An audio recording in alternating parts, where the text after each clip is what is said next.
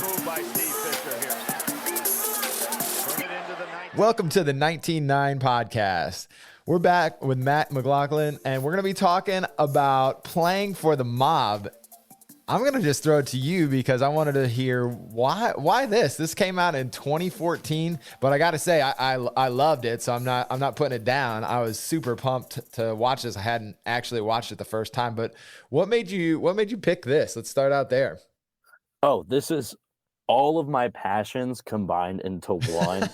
1970s New York, Goodfellas, college basketball, and you get to hear from Henry Hill himself. Yeah. And it's narrated by Ray Liotta. Yep. Fantastic touch. And I think that Playing for the Mob is one of the best 30 for 30s that's ever been put out. The problem is that people don't realize how much of a powerhouse Boston College was back in the day. And it's also like the modern day, the closest thing that college sports has seen, or sports have seen as a whole, since the 1919 Black Sox scandal. And because it's a team that's involved with this, and granted, the history now and what really happened is kind of murky just because different people have different perspectives on how meetings operated and stuff like that. But the general consensus is that 3 players, Jim Sweeney, Rick Kuhn, and Ernie Cobb, were all either one indirectly or directly contributing to point shaving during the 1978 to 79 season. Now, the FBI never really gathered enough evidence to suggest that point shaving was taking place, but throughout the documentary, Sweeney testifies meetings that Kuhn and him had with like gangsters. It's not like the Lucchese crime family or anything, but it's like it's close enough. Yeah, it's Henry Hill. It's the original. Yeah. It's the OG Goodfella, and it's so many different things of like true crime, basketball, and scandal and gambling all rolled into one. And I think that this needs its love, and so I wanted to take this chance to give it its love. Kamen Cran, Joe Levine, they're two of the directors on this project. Fantastic job. Oh man, absolutely fantastic job with the storytelling and the pacing and everything like that. So I wanted to give this a shout out. Also, shout out to Bruce Pearl. This was early Bruce, like pre-Auburn Bruce Pearl. Yeah. So shout out to Bruce Pearl. Seriously. Apparently a student aide there. Yeah, just a student aide recalling some light shenanigans going on the team back then. Yeah, so let's start it with Boston College, because I think that's some important context there. Like, why should anybody care about Boston College? Because now it's crazy how some of these Big East teams who were powerhouses have just sort of fallen into just irrelevance. Oh, it's absolutely sad, and Boston College is definitely one of those schools. My Georgetown Hoyas have taken a complete fall off in the last plus. Still upset about that Florida Gulf Coast upset. I remember crying that night seeing that final score. But yeah, it's unfortunate. At Boston College, they've had some decent programs. They had, I think it was 2018, 2019 when they had Kai Bowman and Jerome Robinson in that backcourt, upset number 1 Duke on their home floor. Awesome moment. But it does kind of speak to how much college basketball has evolved over the years since this scandal took place, and how exponentially, like, number one, how much money these programs have made since this scandal took place, and how much these programs have invested into their facilities or whatever it may be since that time. And also, it kind of took me back to a time when inner city rivalries meant so much more. Yeah. Like, you have BC Harvard, you have LaSalle, and I'm a Philly guy, so LaSalle U versus UPenn, or LaSalle U versus Temple. Yeah. Even Temple versus Nova had some decent moments, but I wish that college basketball had that again, and they'll never have that again, unfortunately, because it's only going to expand more. And you'll have the Duke UNC rivalries, you'll have some of the other notable rivalries around the nation, but those inner city matchups, I think, meant so much more because there was so much bragging rights within like your area of home that it was so special. And now it kind of sucks, but at the same time you get to see like imagine Zion gets dropped on in this like BC Harvard game. Like, he would be a dinosaur compared, and I mean that like physically, he would look like a dinosaur compared to compared to these I'll guys be on honest. the I watched him floor. last night. He looks like a dinosaur even on the NBA court. Ben Simmons The way he looked goes like through. Swiss cheese What's happening? guarding him. Yeah. I mean, that's what I Yeah. don't. I understand the Victor Wembanyama hype. Yeah. And my co-host, Black and Blue Pod, like, comment, subscribe, all those good things. Black and Blue Pod on all audio platforms. Shameless plug. For sure. But my co-host Timmy, he made a really good point. I think last week when we recorded, why don't we pump the brakes on Wembanyama as like the greatest prospect ever? Because we hadn't seen Zion in a year. We hadn't seen him up until last night. Yeah. And Felt good it's to like, have him back. oh, it's awesome. Give me Yeah. point Zion, please.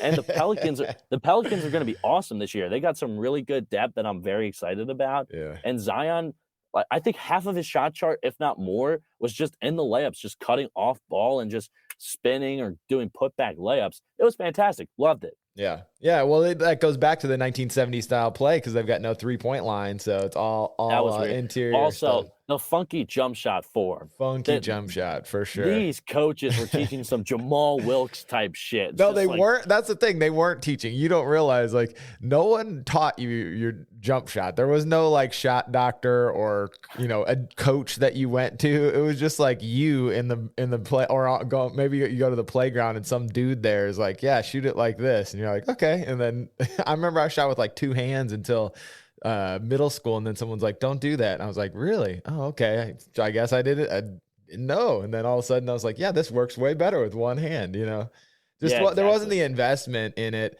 And it goes to the money that was involved too. But let's paint the picture of Kuhn, because I think he was probably everything sort of centered around him. So why, what in the world? Like, this guy was just such an interesting character. Like just paint the picture of this dude who the documentary kind of centers around. He's like the go-between.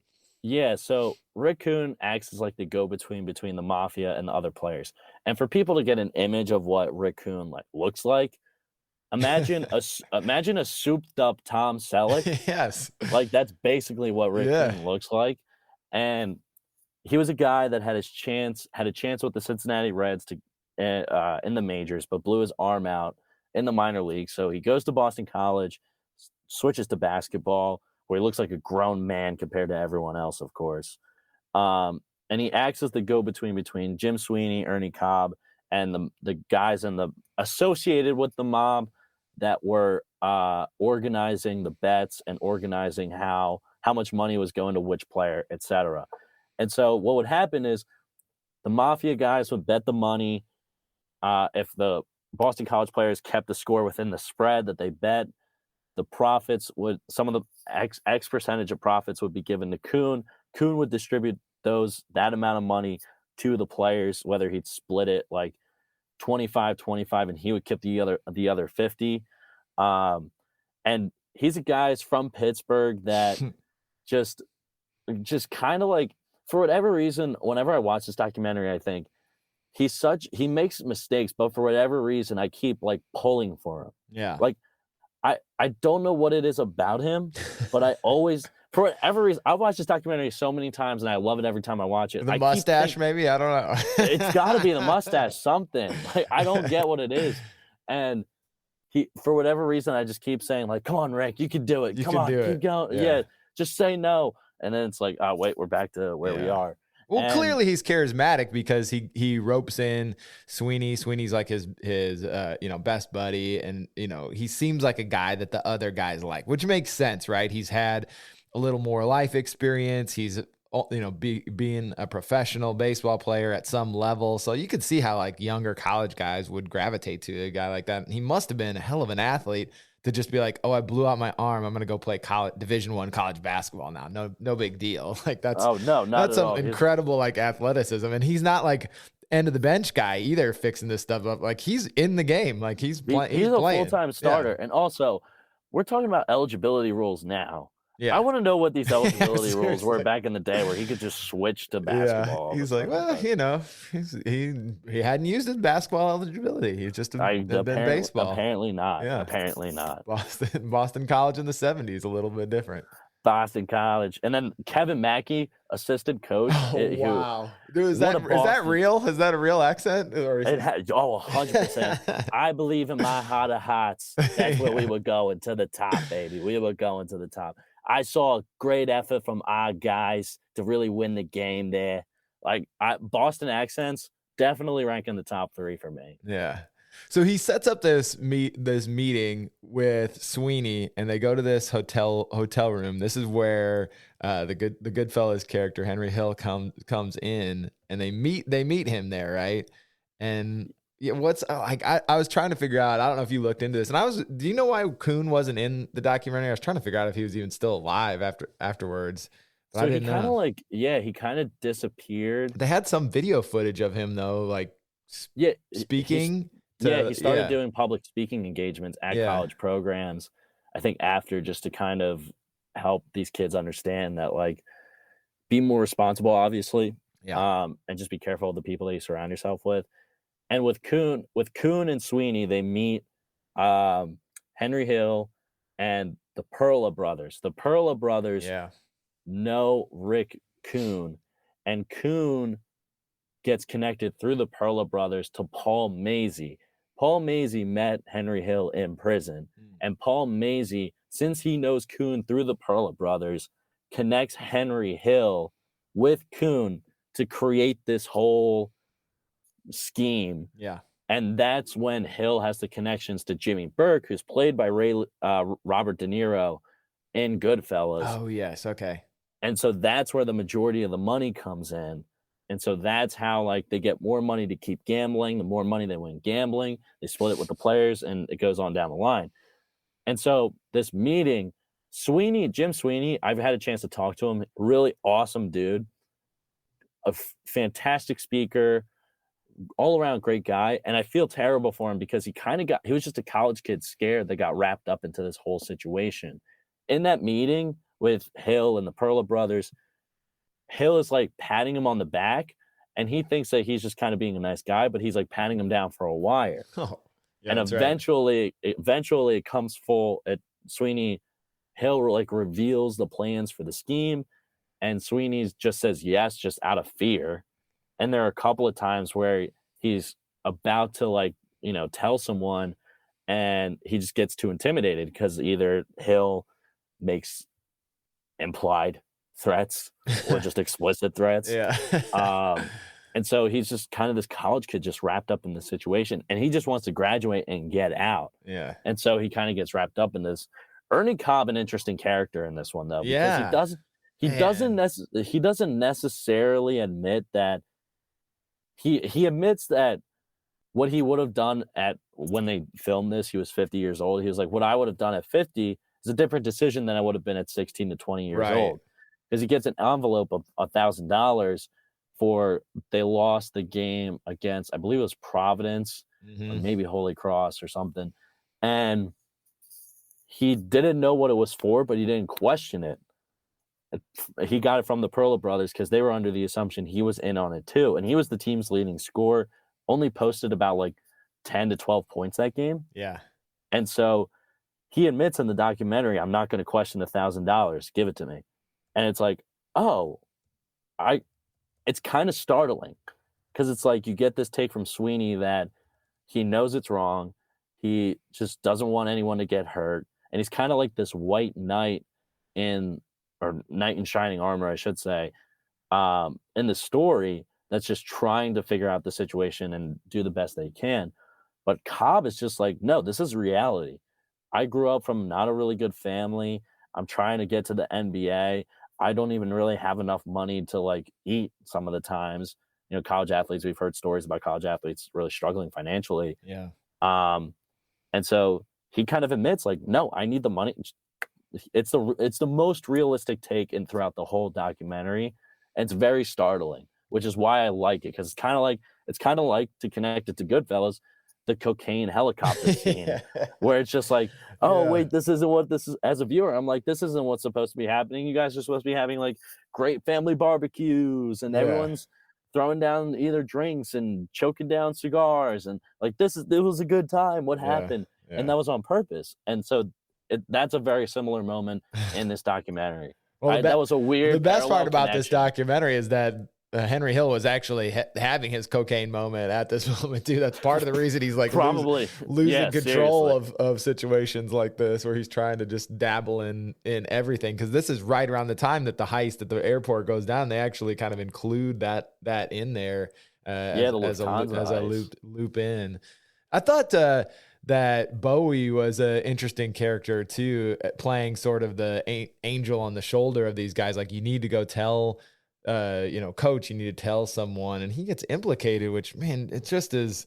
That sucks. It's That tough. sucks. It's tough, because you're thinking as a journalist, you want to get it right, and you use a source that you trust, and what do you do? And who knows, like, who is in that like, what is this is such a weird situation. Like, what is involved? Like, you're new Sweeney, you knew about the situation. You didn't tell anyone. You told him to maybe tell a coach, but I don't know. It is an odd situation. Like, where does your responsibility begin and end, right?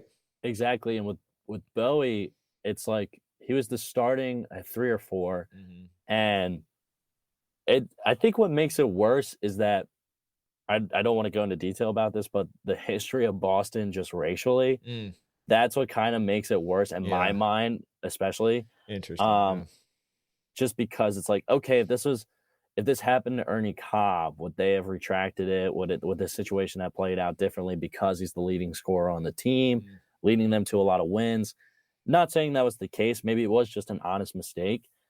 But I think a lot of times, and in general, in the pop culture, and in this case specifically, a city like Boston, I think at that time in history, they did not really care to check the facts and verify everything. I think they just kind of assumed that, oh yeah, it's Bowie, that makes sense, because for a reason that I won't go down that path. But and I give Bowie a lot of credit. Oh my God, credit. That my brain just midterms. Did it right there. Yeah, seriously, English midterms already. But I give him a lot of credit for actually being the one so far that we know of in this documentary that actually poked the bear and said, like, what are you guys doing? Like, what's going on here? You got and he makes a good point. An athlete should be able to talk to if it's not the head coach, it can be the athletic director. It should be able to be an assistant coach, so a teammate, someone. You got to have someone. And unfortunately, the one guy that Sweeney could talk to about it, Kuhn, was involved in it with him. So it's like he felt like he was just a dog in a corner and he had nowhere to go, which I can't even imagine being in this type of situation. So I want to, just as we start to close out here, I wanted to bring it back to the present day, because this had me really thinking about college basketball and today, and just how does this in fact or will it today's college athletes, because it's so different. Like, betting now is as normal as well, I think that's the difference. That's just so crazy, right? Like, you can bet, there's so many bets. So my concern is, like, is this already happening way more than we actually know? Because you can bet on players' point totals, you can bet on anything now. So I mean, it's different when it's like just the line, and you could almost, like, the FBI still couldn't figure out if they actually affected it or did anything. But now there's no way they could figure it out. So it just makes me think, like, oh, maybe this would be way easier to pull off now, and maybe it's happening more than I even realize.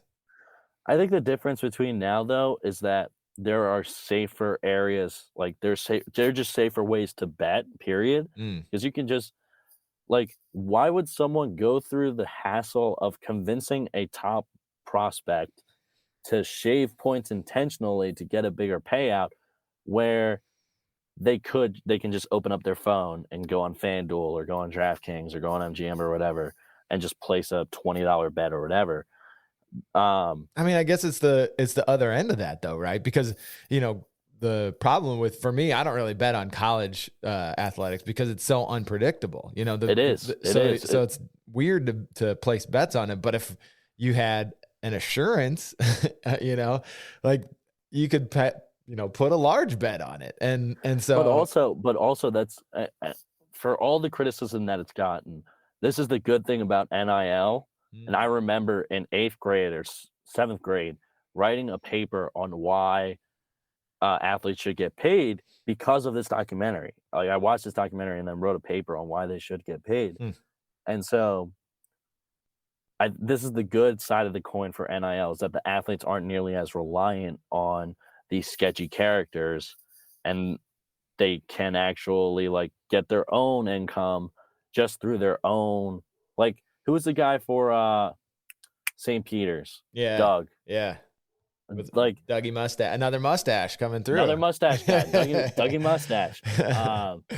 Yeah, for guys like him, and even at the top tier programs, those guys are going to be even more critical moving forward. And getting NIL, that's going to be the biggest bonus, is that these athletes can't be so vulnerable to these athletes won't be so vulnerable to these type of characters.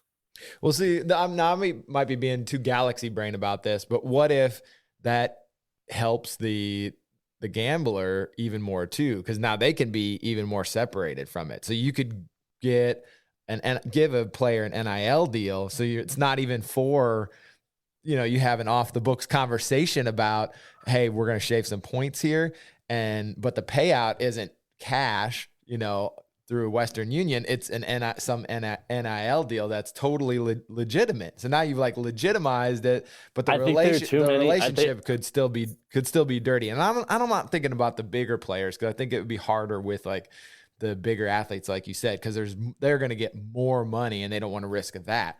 But I'm thinking about like the maybe the guys at Boston College who aren't that not everybody's going to get big enough NIL deals to make a difference. I mean, these guys are doing this for $2,500. I mean, I don't know what it would be today to make a guy do it, but it still probably wouldn't be that much, considering like maybe how much you could make off a certain bets. I don't know. I don't think so, just because the reality is that college sports, no matter the level, have turned into semi-professional sports. And so now these athletes more than ever are educated on financial awareness and the importance of your image. And these are kids that have been playing AAU since they were 5, 6, 7 years old. And so they've had this idea of being in the NBA or whatever it is since they can remember. And so I think it's harder for a gambler to convince them to risk that dream. Now, depending on the kid, you may be right. This may be happening, and you get a kid who's desperate enough. I mean, we can see how quickly a career can change. Look at the Imani Bates situation. Yeah, exactly. I mean, like wow. a career can just, in a dime, in an off season, when they get surrounded by the wrong people at the wrong time, a situation can just turn quickly. And I just think that now it's much more difficult. And I think that the typical gambler doesn't necessarily want to go through that and risk that, especially when it's like, in the documentary, it's like basically like a RICO trial. Yeah, like it is. And they didn't even know it either. Henry Hill. Yeah. They're like, talk about RICO. Talk about just like being honest. He's like, I'll be honest, I didn't even know that was a crime. Like we're just like murdering people and stealing stuff from airports. I'm like, you mean I can't bet on college sports? Like, yeah. And I think it's just a different type of atmosphere. And you can bet on college sports, obviously, but I think that the typical gambler is just going to open up their app and be like, all right, I'll take Duke with the spread plus, whatever player over points. Like, I think it's just easier to do that. And obviously no one wants to go through a RICO case, I would imagine. I haven't met anyone that says, you know what I need in my life? A RICO case. Maybe if you're the prosecutor, he seemed to be having the best time with that. Oh, like the prosecutor was loving life. He's like, I am making my career right now. Keep going, Henry Hill. Yeah, because Henry Hill, like, I know in Goodfellas, I ran into this not issue, but kind of like conundrum. When I was fortunate enough to interview Jim Sweeney for my podcast, and he brought up a good point that in a previous podcast, I, shared my love for Goodfellas. And he said that, he just wanted to push back on the romanticization. I think that's English. That's right.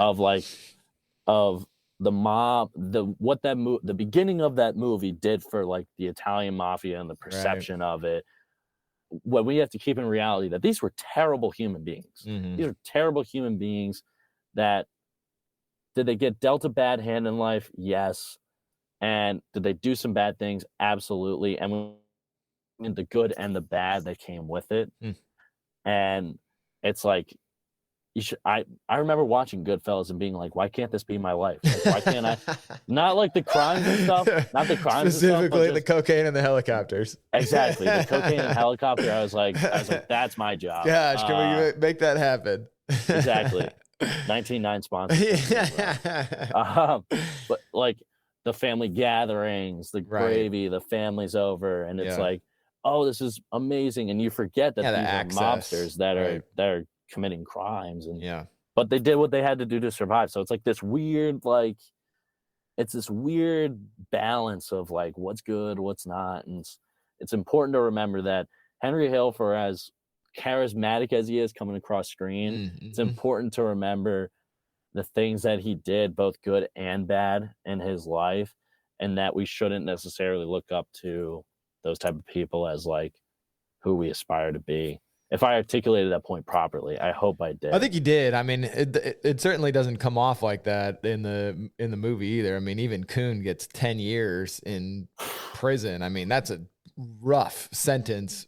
I'm sure that and that's 15 minutes in. Like they tell you how this is going to end pretty much 15 he's like, minutes in. Oh my gosh. I mean, that's a brutal for a guy who's 20 years old. I mean, or 22, whatever he was, to be handed that, to start your life with, basically, is just, and again, I understand that he made his own decisions, but the strangeness of his involvement was difficult. And then to have all those other guys too, just knocked down. I think that is something that I'm hopeful, your statement about guys hopefully not getting caught up in this anymore, that people have realized the amount of supports that college athletes need, and they just provide them with more. I remember talking to Jesse Washington about John Thompson and how he would follow his players around Washington, D.C., and how he had to talk to the guys who went and, were meeting with one of the gang leaders in D.C. He's like, you can't do that like he's waiting for them himself, the head coach, like, because he didn't have anybody else to do that. Like, he's following them to bus stops. Like, there are just so many more layers of insulation for the players now, and more hands to help the players out, that I hope that even if they couldn't go to the coach, that they would have someone else that could guide them before they got so deep into it. Because, once you've accepted the money, there are just layers to it. The meeting is one layer, the money is another layer. How many stories have we heard? The not telling, just saying, hey, there they are, and they're there, they're showing up to games. Like, you just be like, these dudes are here, they're gonna murder me if I don't like throw the game right now. Like, that's crazy, right? Exactly. And it really comes down to the coach creating that type of environment that the players can be safe. And like, how many stories have we heard of guys getting the duffel bag or just getting a garbage or a grocery bag full of cash? And now with NIL, a coach can safely say, hey, you're going to make money here. And now that's more out in the open, it's safer for the player. That's fair. To get that shield around them. And I'm glad you brought up John Thompson, because John Thompson, although he did not win as many championships, Dean Smith or Bobby Knight or some of these other coaches, I think it's important to remember the cultural impact that he had, and the impact that he had on his players, as a guy that was a strong black man who was not afraid to do what it took for his players to feel safe around him and do what was best for his players as human beings, first and foremost, before getting to the professional level, if they could get to the professional level. I mean, classic example, Allen Iverson. Allen Iverson was in a butt ton of trouble before he got to Georgetown. Coming out of jail. Exactly. And he transforms. Granted, he had his issues in the NBA, but he transforms into one of the most beloved players in NBA history. For sure. And that's where the coach really makes their mark. That's why you could put some blame on Tom Davis, the Boston College coach, in this situation for basically trying to push out Jim Sweeney by trying to bring in recruits and transfers and try and get Jim Sweeney out of the lineup. but Sweeney just consistently kept playing well.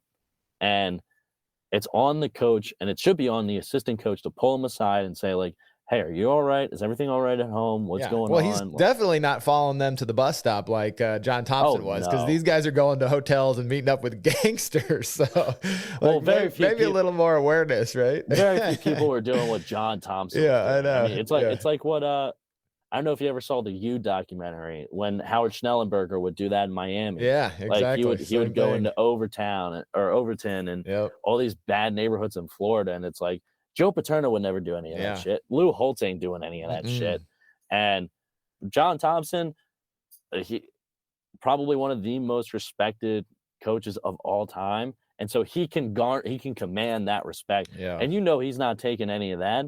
John Thompson ain't taking anyone's crap. Oh no. So he's the one guy with the gall and the reputation to do that. Oh yeah. He the best part of that story is afterwards he had that same guy into his office. So he calls the gang member into his office, and he's like, and has a conversation with him. Like, this guy was like feared in DC, and he's like, you need to come to my office, talk to me. Like he's like power played him, and it worked too. The guy stepped away, let him. I mean, he's a fan, so again, some of these guys, even with their warts, I don't doubt like that these guys probably love BC basketball, and if they would have known like the trouble they were going to get these young guys into, they might have stepped aside. So that's a possibility too, if they somebody would have just told them. And last point about John Thompson, I'm a Georgetown fan, so I'm geeking out right now talking about John Thompson. But he says after the 1980 championship game in the post game media scrum that I think it was 1980. It was when they won. The reporter asked, like, how does it feel to be the first African American coach to win a national title?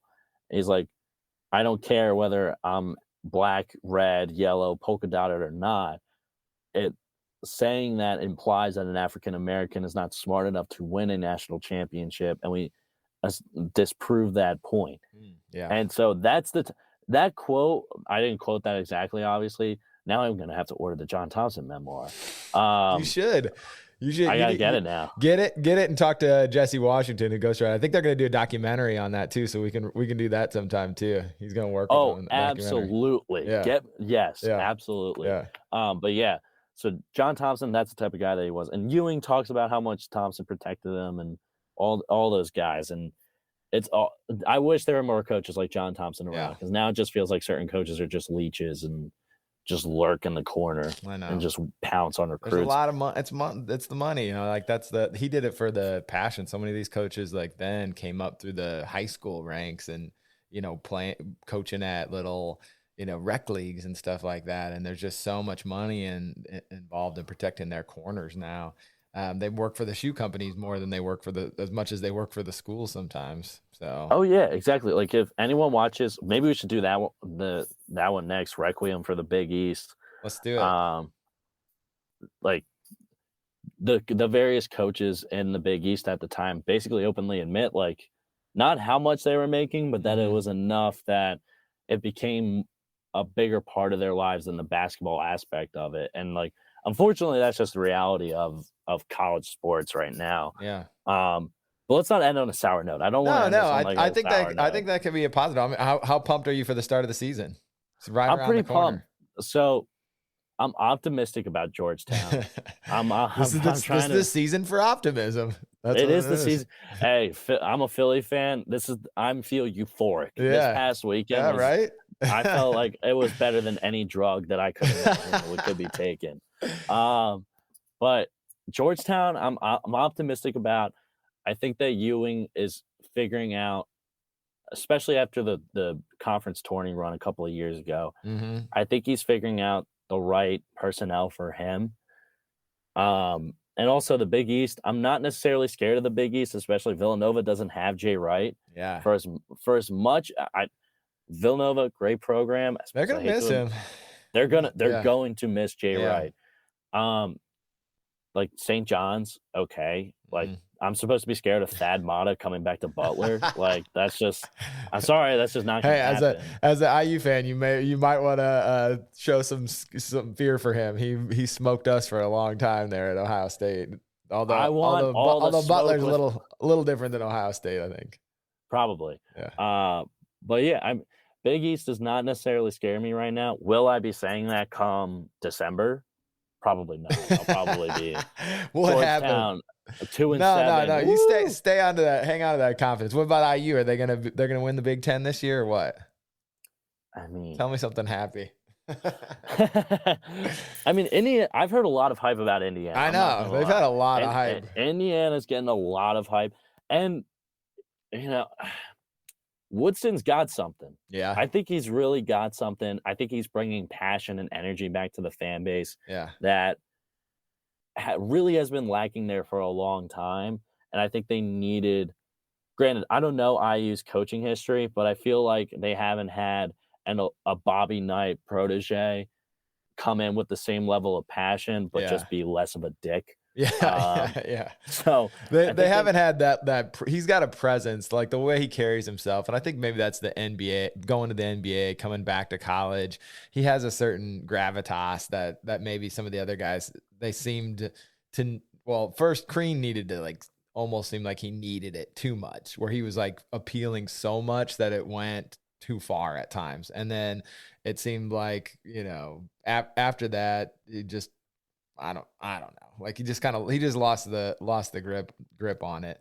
And then Miller, I don't know if he wanted to be there. He was kind of like the big man in the NBA who's like is in the NBA because he's tall, but doesn't actually want it. So I don't know if he actually even wanted it or if it was just like, I can't pass up, a Big Ten, offer basically. Yeah, exactly. And Iowa, Iowa, I think, takes a step back, and just because they finally, I think they've officially lost everyone from like the Luka Garza years. Yeah. After like 7 years together. I know. I don't want to talk because Trace Jackson Davis, it feels like he's been there for forever. Everyone's gonna be like, man, how long has he been there for? Yeah, seriously. Like I'm at Penn State right now. Penn State could put something together. I like their guards. I think Miles Dredd is going to have a big year. And I think that they could catch a couple of teams by surprise, go a little bit above. I love Shrewsbury. Michael Shrewsbury, I think, has been a great hire as a coach just because very similar to the Mike Woodson vibe, very energetic, very passionate. And I think he really is interested in building Penn State as a program. Will he stay here around for the long term? I have no idea, obviously, but wouldn't surprise me if he bounced after 4 years-ish and goes to the NBA and tries there, which I don't blame him. I don't blame him. Go ahead, do what you got to do. Go like the Mike Brown route and just if that's your goal, you should. Exactly. Yeah. So with all that being said, I mean, Ohio State, they lose E.J. Liddell. I'm looking around the Big Ten. Michigan, this is really going to be a prove-it year for Juwan Howard. Like, seriously. He lost a lot of guys. I think but he's got his big man still. Returns, right? Yeah. Hunter Dickerson's coming back. And I think that like he's been such an anomaly as the alumni or alumnus that comes back and coaches the team to success that I really want to see was that deep run a few years back. Is that real or was that just the talent that you had on the roster that year? I think he's got a lot to prove. And also, don't slap anyone. That would be nice. Don't slap another coach. Yeah, maybe. Well, maybe. We'll see. It's Juwan Howard. He was Will Smith before Will Smith or Draymond Green before Draymond Green. He was doing what Draymond did before Draymond. Yeah. He just didn't have the podcast.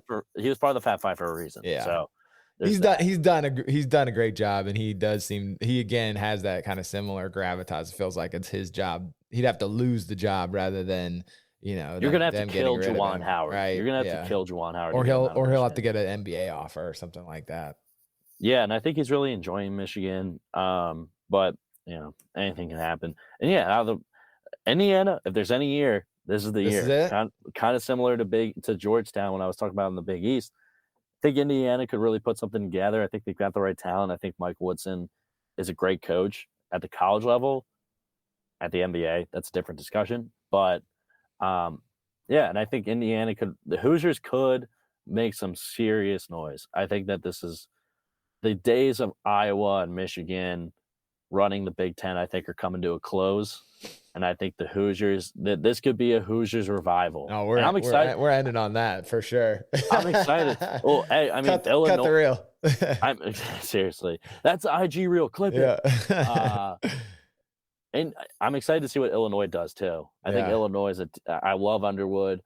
I think that they've got some real scrappy guys. Losing Kofi Coburn. Maybe it helps them though. That's the one thing I'm worried about with IU is like we're still got the big guy, which he's going to be awesome, but can't shoot. The can't shoot big guy is tough in modern basketball. Like you have to figure it out around him, and that's not always easy. Yeah, I think this will be the first year where I think Underwood wants to play how he wants to play, with like a lot more spacing, shooting, moving the ball around, and just maybe more versatility. Yeah, and I think that's going to help out Illinois a lot more in the Big Ten, rather than like force feeding Coburn down low. And it kind of felt like, all right, we're just playing this way because Coburn decided to come back, and we kind of got to like keep him happy for now. Yeah. And also not having DeSomu. I think at that point last year, like people were just kind of ready to close a chapter on that book, on those that DeSomu Coburn year.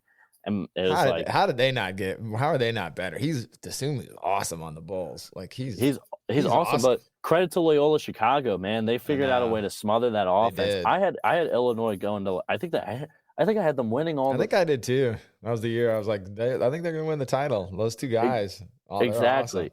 And Loyola Chicago is like to college basketball what Iowa is to football. Like they pull off these upsets out of nowhere. And it makes no sense. Yeah. But Illinois and Indiana, I think would be my top two contenders for the Big Ten this year. I'll take it. I like it. All right, we're going to see how it goes. Requiem for the Big East for our next one. Yeah, that sounds good to me. Let's do it. I'll check in. Thank you for listening to the 19-9 podcast. If you haven't already subscribed to the podcast, make sure you do. And while you're at it, leave us a rating or review. 5 stars only, like the basketball camp. We also have links to all of 19-9 social media so you never miss a release. Until next time.